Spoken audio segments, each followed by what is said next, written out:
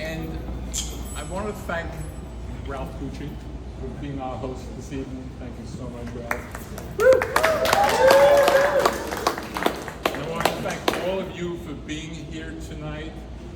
You know, the writing of the book was 4 years in the process. It's based on 40 years, believe it or not, 40 years of experience as a designer, educator, and a journalist. And as I look around the room today, by the way, I'm overwhelmed by this response. But as I look around the room, I'm seeing faces of colleagues and friends, people who I've known over the course of those 40 years. I'm seeing a lot of new faces as well. But as I look around the room, I'm seeing people like Candy Pratz. Where are you? Candy? Candy Pratz. I'm embarrassing her, I know. Too bad. An absolute legend in the industry. Thank you for all. Thank you for all that you have done. You have taken Bloomingdale's to another place. You have taken the industry to another place.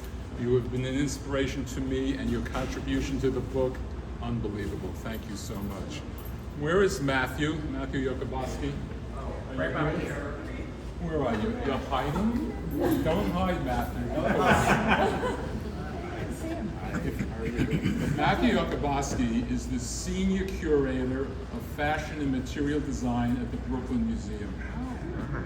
If you have not seen an exhibition curated by Matthew, put it on your to-do list. No, put it on the top of your to-do list, because Matthew's work is absolutely stunning. Yes. Thank you for being here, and thank you for your wonderful contribution to the book.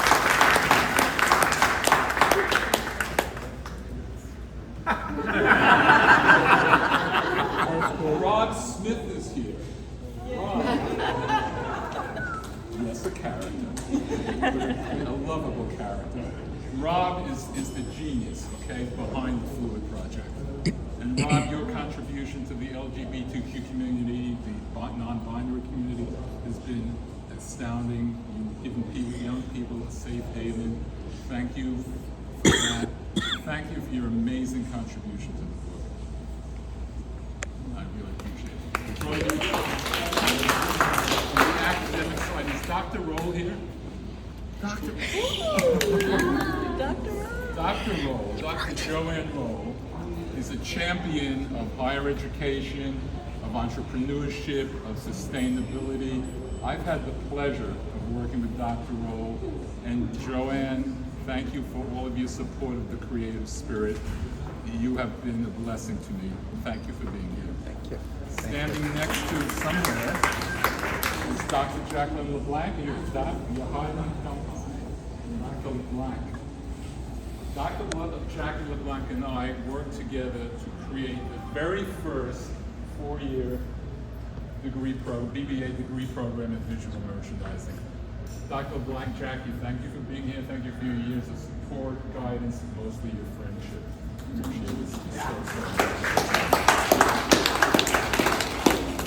James Chow, I think you're here. James, where are you? James Chow, his musical Tenor by Night is about to hit the silver screen, produced by none other than Rob Minskoff of The Lion King. So when it hits the movie theater, I will be the first person in line to buy my ticket. Thank you. Thank you for your contribution to the book.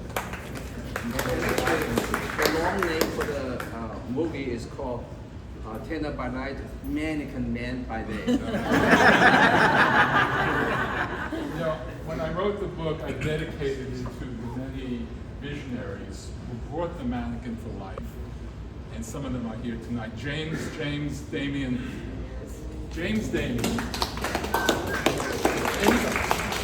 If anybody knows James Damien, you know that when he speaks, jewels come out of his mouth. and James wrote the foreword to the book. James, thank you so much for the beautiful work and for your contribution to the book and to the community, for your inspiration. Judy Bell is here. Dear friend Judy Bell. Her book, Silent Selling, is in, I believe it's 7th edition. I have to sign that contract yet, but 7th edition is coming. Nobody has elevated the mannequin to an art form in the world.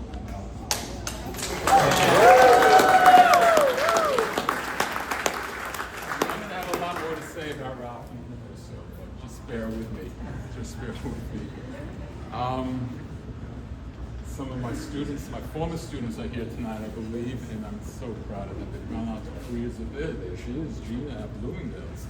Thank you for being here, and they've gone on to careers of their own, and I couldn't be prouder. So anyway, mannequins have been referred to as the quintessential silent salesperson.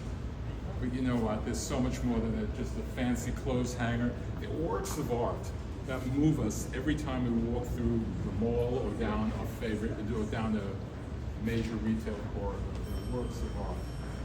And Profiles of the Mannequin goes beyond the history of mannequins. It's really an anthropological study of our culture.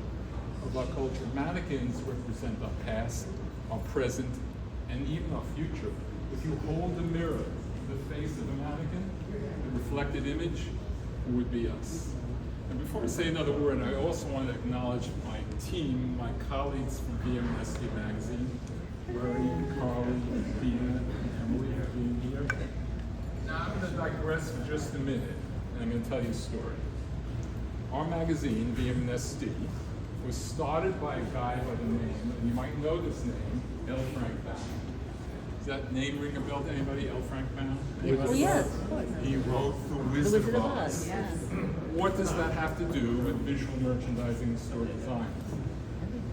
2 years before he wrote The Wizard of Oz, he created a publication called The Show Window that evolved into our magazine today.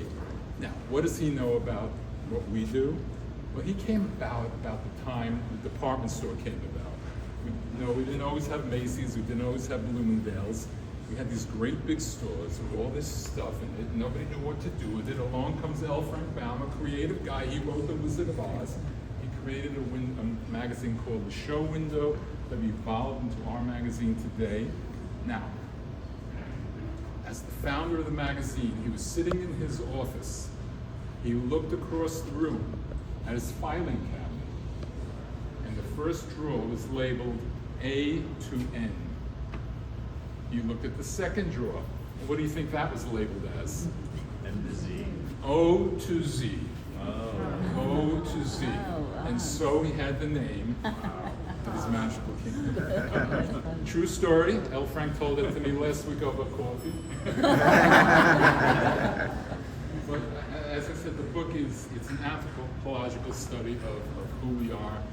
Profiles of the Mannequin will take you on a journey through movements in art, in fashion, in design.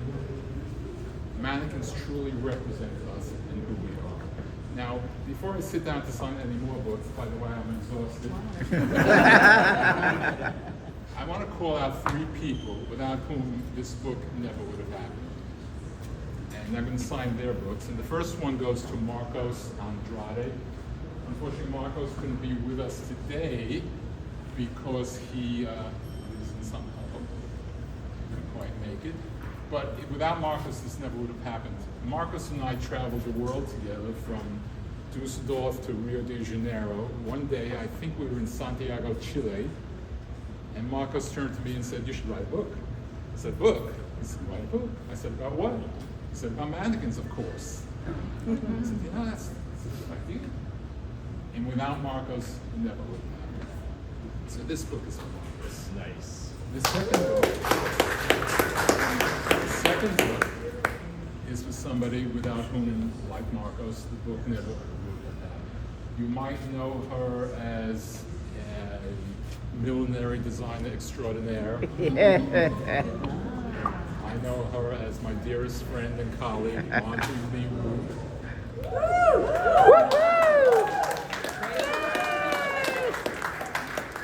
And as I said, the writing of the book was a journey, and in the journey there were peaks and valleys. And every time I hit a valley, Marjorie pushed me up the hill. She wouldn't let me quit, and I was going to quit. But without Marjorie, without Marcos, it never would have happened. This book is for you.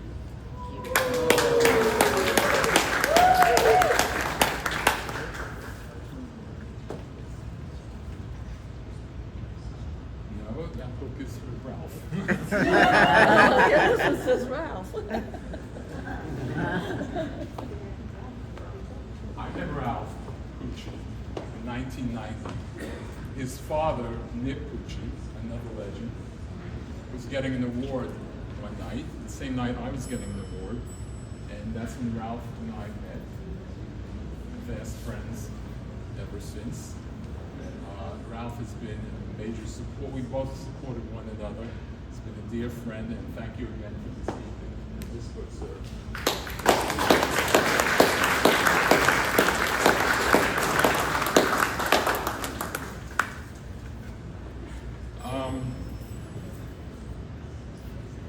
Ralph, I met you that night at that reception for your dad, and I saved the brochure, and in it is a wonderful picture of your dad.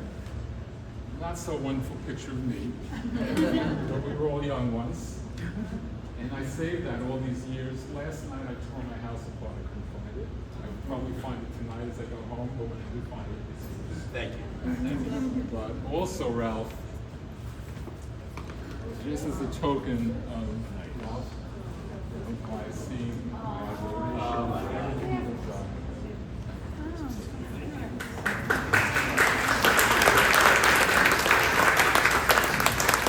If you guys will indulge me just for about a minute and a half, I'd like to read a short excerpt from the introduction to Profiles of the Mannequin, and then I'll sign some more books. And I'm happy to tell you, I'm blown away to tell you that Bloomsbury informed me that we're sold out. The book is on back order now.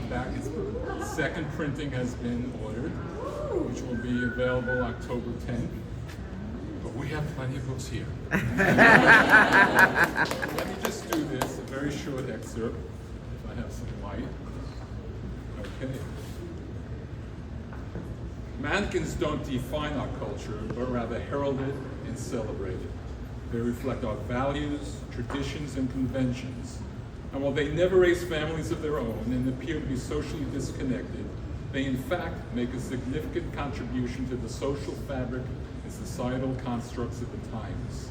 Case in point, as societal awareness evolves, more attention is being given to issues of body diversity, race, and gender, rather than presenting idealized images of what has been perceived in the past to be the perfect body type.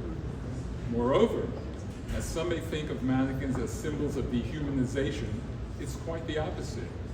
No, they are not a panacea for all that ails us, but rather a snapshot in time, providing a moment of relief and fantasy. And while conventional wisdom teaches us to seek authenticity over flights of fancy, mannequins, in all of their inanimate splendor, provide a temporary lull, a respite from the challenges of daily life. They give us hope. They allow us to dream. They permit us our aspirations. Mannequins are an art form, and just as in any great works of art, be it from the hand of Michelangelo holding chisel to stone, or the hand of Shakespeare holding quill to parchment, they convey reality through beautiful visions of fantasy.